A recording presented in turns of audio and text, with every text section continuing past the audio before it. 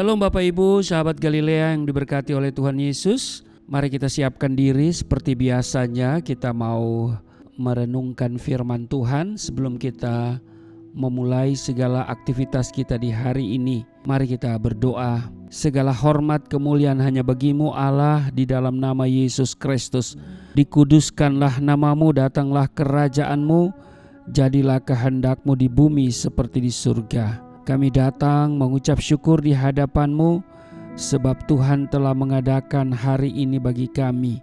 Terima kasih atas penjagaan, penyertaan Tuhan di sepanjang malam dalam istirahat tidur kami. Terpujilah Engkau yang merancangkan segala yang baik dalam hidup kami, termasuk di hari ini. Kami akan jalani bersama Tuhan dan kami cakap menanggung segala perkara, sebab Engkau Allah yang turut bekerja dalam segala sesuatu, mendatangkan kebaikan bagi setiap kami. Itu sebabnya urapi kami, buka hati pikiran kami, urapi juga hamba-Mu yang tidak ada apa-apanya. Di dalam nama Tuhan Yesus, amin. Bapak Ibu, kita akan baca di Mazmur 24 pada ayat 1 sampai dengan ayatnya yang ke-10. Kedatangan Raja Kemuliaan dalam bait Allah. Mazmur Daud. Tuhanlah yang empunya bumi serta segala isinya, dan dunia serta yang diam di dalamnya. Sebab Dialah yang mendasarkannya di atas lautan dan menegakkannya di atas sungai-sungai. Siapakah yang boleh naik ke atas gunung Tuhan? Siapakah yang boleh berdiri di tempatnya yang kudus? Orang yang bersih tangannya dan murni hatinya, yang tidak menyerahkan dirinya kepada penipuan dan yang tidak bersumpah palsu. Dialah yang akan menerima berkat dari Tuhan dan keadilan dari Allah yang menyelamatkan dia. Itulah angkatan orang-orang yang menanyakan dia, yang mencari wajah-Mu, ya Allah Yakub. Ayat 7, angkatlah kepalamu hai pintu-pintu gerbang, dan terangkatlah kamu hai pintu-pintu yang berabad-abad, supaya masuk Raja Kemuliaan. Siapakah itu Raja Kemuliaan? Tuhan, jaya dan perkasa, Tuhan perkasa dalam peperangan. Ayat 9, angkatlah kepalamu hai pintu-pintu gerbang, dan terangkatlah kamu hai pintu-pintu yang berabad-abad, supaya masuk Raja Kemuliaan. Ayat 10, siapakah dia itu Raja Kemuliaan? Tuhan semesta alam, Dialah Raja Kemuliaan. Demikian di Mazmur 24 pada ayat 1 sampai dengan ayatnya yang ke-10. Ayat 3 dikatakan begini, siapakah yang boleh naik ke atas gunung Tuhan? Siapakah yang boleh berdiri tempatnya yang kudus? Bapak Ibu, sahabat Galilea yang diberkati oleh Tuhan Yesus, pemazmur menegaskan bahwa tidak semua orang dapat naik ke gunung Tuhan. Kata gunung mempunyai pengertian kemuliaan Tuhan dan tempat kediaman Tuhan. Hanya orang-orang pilihan yang dapat naik ke gunung Tuhan, sebab Tuhan adalah kudus. Tanpa kekudusan tidak seorang pun layak untuk menghampiri tahtanya. Nah, Rasul Petrus mengingatkan saudara dan saya di 1 Petrus pasal 1 ayat 15 dan 16 dikatakan begini, hendaklah kamu menjadi kudus di dalam seluruh hidupmu, sama seperti Dia yang kudus, yang telah memanggil kamu. Ayatnya yang ke-16 dikatakan, sebab ada tertulis, kuduslah kamu sebab aku kudus. Itu saudara juga bisa lihat di dalam 1 Petrus pasal 5 ayat 15 dan 16 ya. Nah, seseorang tidak dapat melihat Tuhan tanpa kekudusan hidup dan tanpa kesucian hati. Saudara setuju?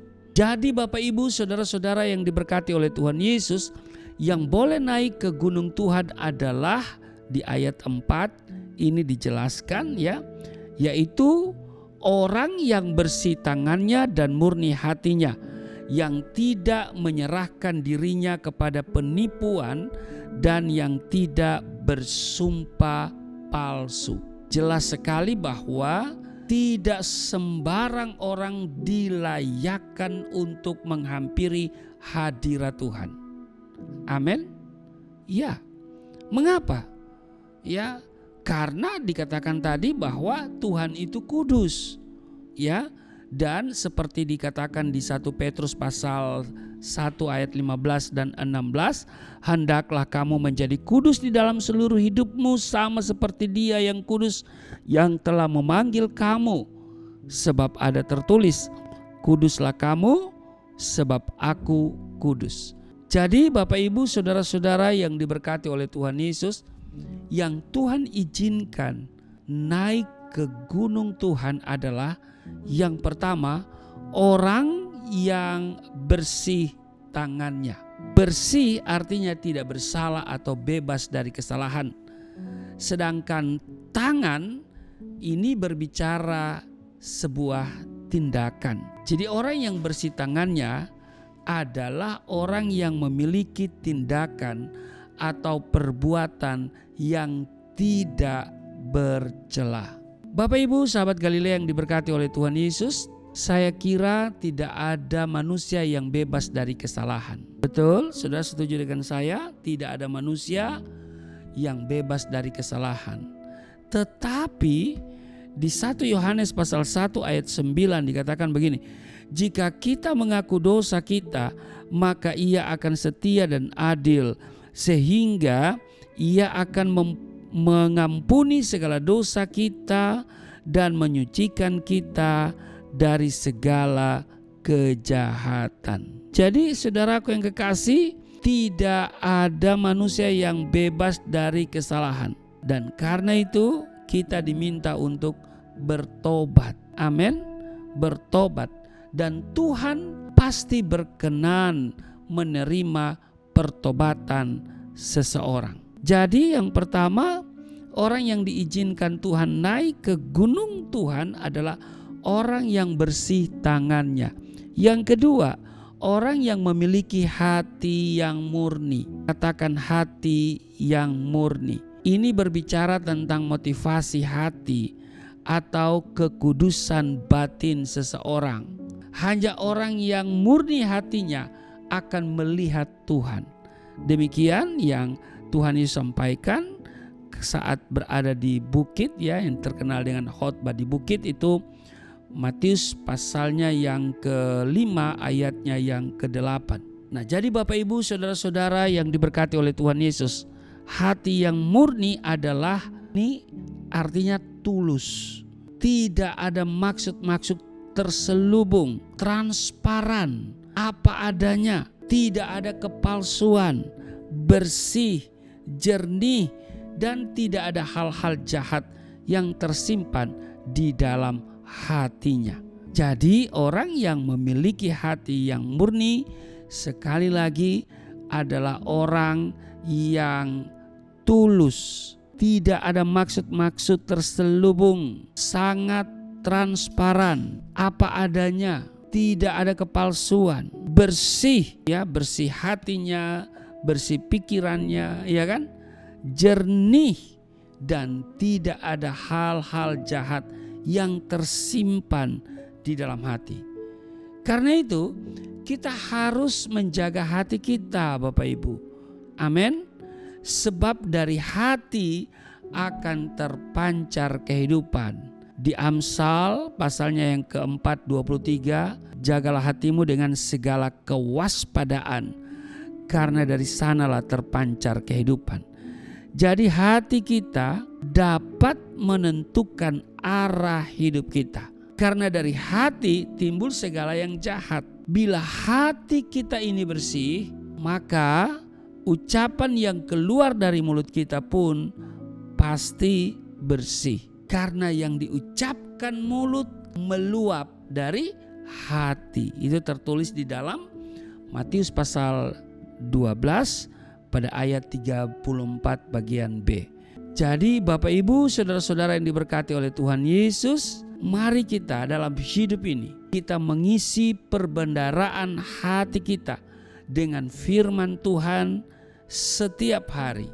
Dan sahabat Galilea ini tampil menjumpai Bapak Ibu pada setiap hari Senin sampai Sabtu jam 4.30 waktu Indonesia bagian Barat. Jadi dengan saudara mengikuti, menyimak maka saudara sedang mengisi hatimu, mengisi perbendaharaan hatimu, mengisi kehidupanmu dengan firman Tuhan. Dan karena itu mari kita hari-hari ini semakin mengejar perkenanan Tuhan. Supaya apa? Supaya kita layak datang ke gunungnya Tuhan. Amin. Karena gunungnya itu adalah gunung yang kudus. Amin. Dan saudara, mari kita siapkan diri kita supaya hari-hari ini kita memiliki hati yang bersih dan juga tangan yang bersih, sehingga kita diperkenankan oleh Tuhan untuk naik ke atas gunung Tuhan. Amin. Selamat beraktivitas di hari ini. Tuhan Yesus memberkati. Mari kita berdoa. Terima kasih Tuhan untuk hari ini Engkau adakan bagi kami. Sebelum kami melakukan kegiatan, kami sudah mendengar, kami sudah membaca dan merenungkan firman-Mu. Kiranya Engkau terus memberkati kami, mengurapi dan melindungi kami dalam seluruh perjalanan hidup kami di hari ini. Dan inilah kami di dalam nama Tuhan Yesus. Amin.